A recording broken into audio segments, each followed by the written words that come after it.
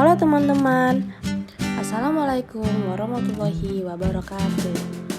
Perkenalkan, kami dari Program Studi Sarjana Kebidanan, Program Sarjana dan Pendidikan Profesi Bidan, Program Profesi Universitas Asia Yogyakarta dari kelas LB4 yang beranggotakan Mbak Ignani, Nadia Puspadina, Dona Herdianingsih, Lindi Pratiwi, Evi Trihandayani, Elsie Enggitorin, Restu Asti Oktaviani, Rahma Eka Suryani, Mary Puspasari, Ananda Yuvita Fitri, Rasidah, Penny Ismita, Penny Apriliani, dan Asti Mahadeni yang akan menyampaikan materi terkait perubahan yang terjadi pada Ibu Masa Nifas dengan dosen pengampu Ibu Suyani SSTMK.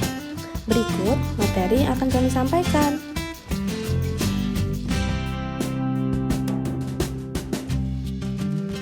Pengertian masa nifas. Masa nifas atau masa puerperium adalah masa setelah persalinan selesai sampai 6 minggu atau 42 hari.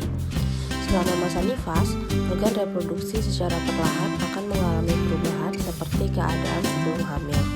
Perubahan organ reproduksi ini disebut sebagai involusi. Perubahan fisiologis pada masa nifas. A. Perubahan sistem reproduksi. Selama masa nifas, alat-alat sistem reproduksi internal maupun eksternal perlahan-lahan akan kembali ke bentuk semula sesaat sebelum hamil. Pada masa ini juga terdapat perubahan-perubahan penting lainnya, yaitu 1. Uterus.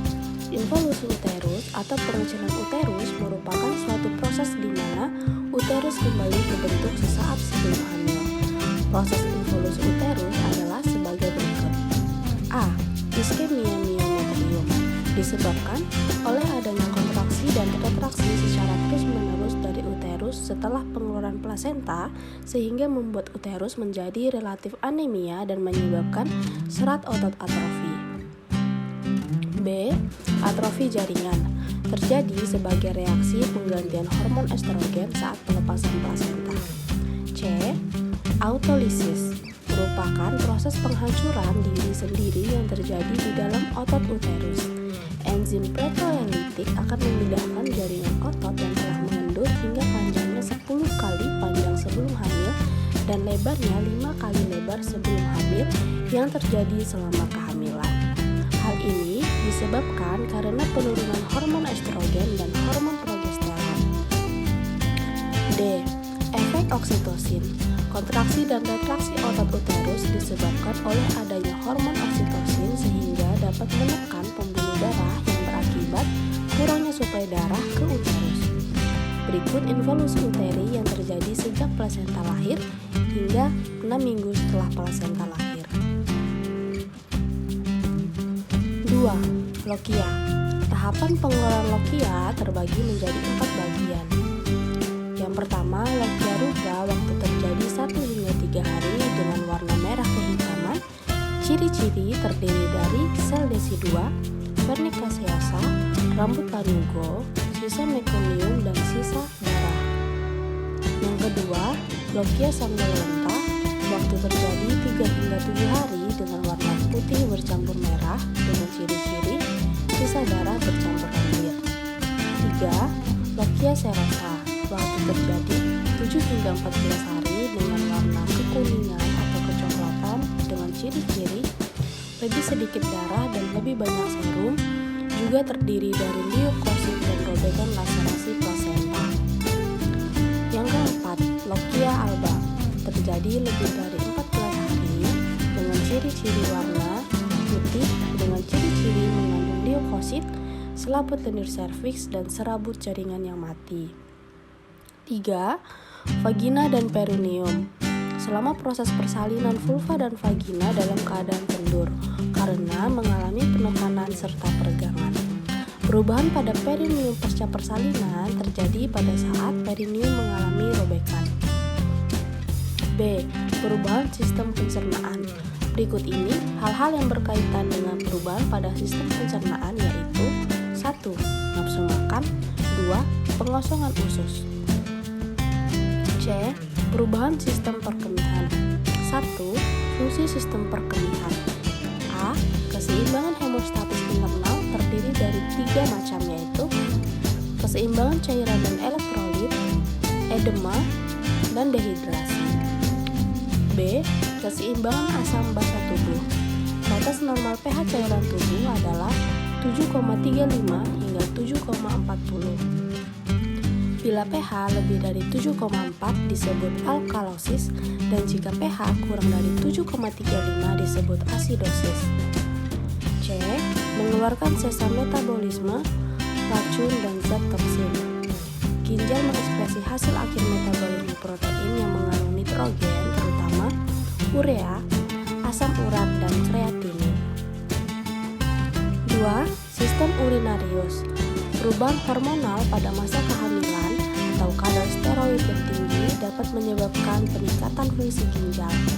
Sedangkan penurunan kadar steroid bagi wanita pasca melahirkan menyebabkan fungsi ginjal dan dapat kembali normal dalam waktu 1 bulan. 3. Komponen urin.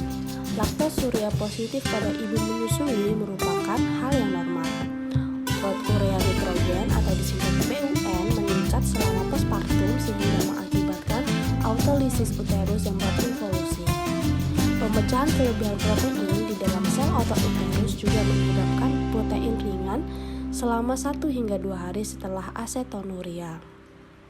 4. Diuresis postpartum. Diuresis postpartum disebabkan oleh penurunan kadar estrogen, hilangnya peningkatan tekanan vena pada tingkat bawah, dan hilangnya peningkatan darah akibat kehamilan merupakan mekanisme tubuh untuk mengatasi kelebihan cairan. D. Perubahan sistem muskuloskeletal. Setelah melahirkan, otot-otot uterus segera berkontraksi. Otot-otot uterus ini akan menjepit pembuluh-pembuluh darah yang berada di sekitarnya sehingga dapat menghentikan perdarahan setelah plasenta lahir. E. Perubahan tanda-tanda vital. 1. Suhu. Suhu tubuh wanita infartu tidak lebih dari 37,2 derajat Celcius.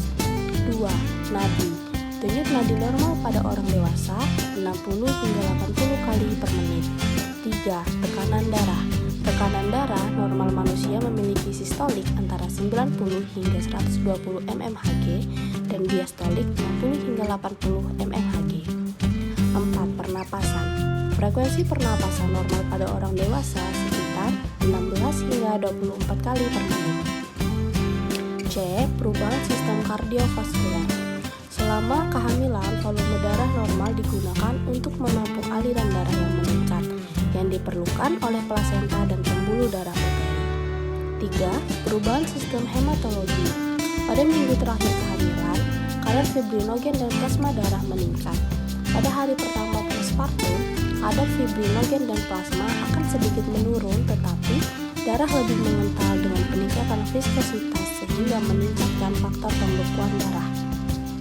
H. Perubahan sistem endokrin yang terdiri dari 1. Hormon plasenta, 2. Hormon pituitari, 3. Hipotalamik pituitari ovarium, 4. Kadar estrogen.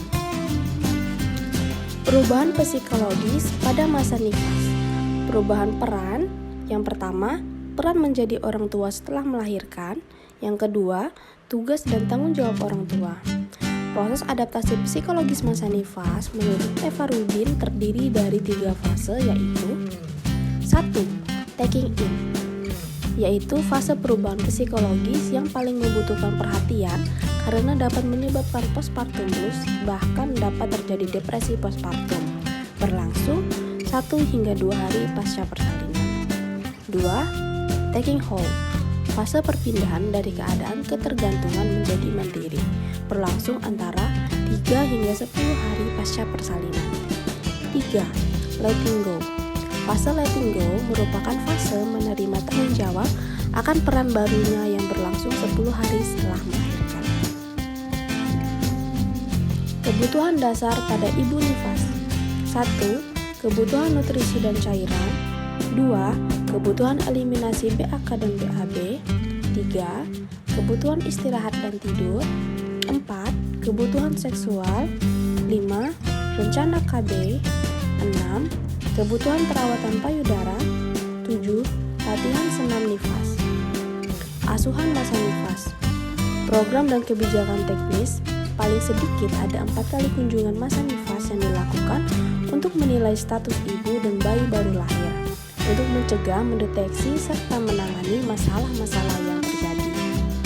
Tujuan kunjungan masa nifas yaitu menilai kondisi kesehatan ibu dan bayi, melakukan pencegahan terhadap kemungkinan adanya gangguan kesehatan ibu nifas dan bayi, mendeteksi adanya komplikasi atau masalah yang terjadi pada masa nifas, menangani komplikasi atau masalah yang timbul dan mengganggu kesehatan ibu nifas maupun bayi. Kunjungan masa nifas terdiri dari 1. Kunjungan 1, 6 hingga 8 jam setelah persalinan. 2. Kunjungan kedua, 6 hari setelah persalinan. 3. Kunjungan ketiga, 2 minggu setelah persalinan.